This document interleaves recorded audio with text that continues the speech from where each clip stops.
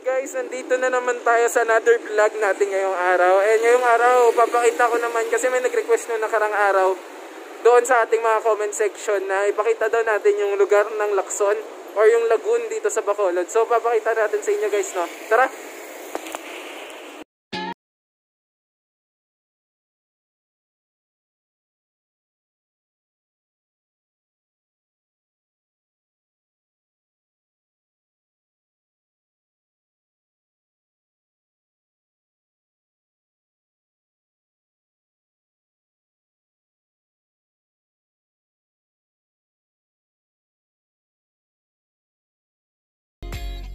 Guys, bumaba na tayo. So ito po yung location na ito guys ngayong araw. Ito po yung tinatawag na lagoon area.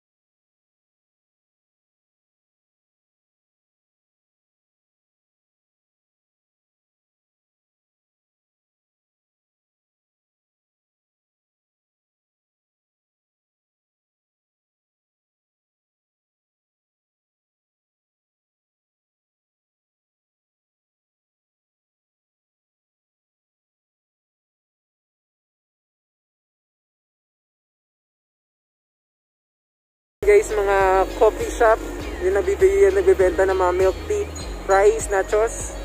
So, lagi kami dyan noon. Guys, dito sa location pa din, Rib Shack.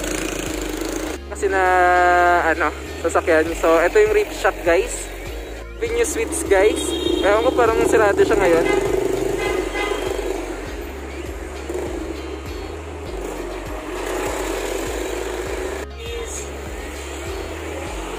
Ito naman guys, yung part ng Mayfair Plaza. Rento.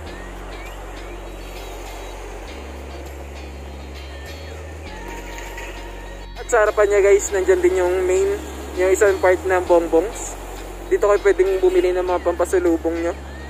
Part dito guys ng lagoon or ng Lacson guys na inahanap-hanap, yung hotel na inahanap-hanap ng mga tao. So ito yung L Fisher.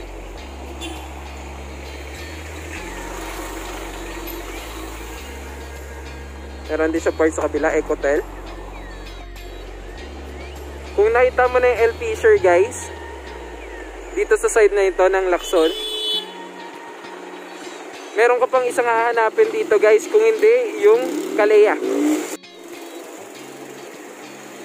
Kalea guys is nasa harapan lang po. Harapan lang siya na L Fisher. Ayan lang yung El Fisher guys, katabi niya lang. And karap niya lang yung Kalea. Bonafide sa unahan.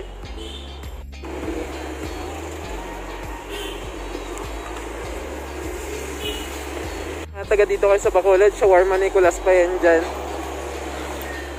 Okay guys, meron pang isang spot doon sa unahan, pero malayo na. Ayun naman yung sa side ng Riverside Hospital. Diretsuin mo guys kung merong mga party dito or maskara dito guys, sarado tong daanan na to para lagyan ng mga disco or mga booth.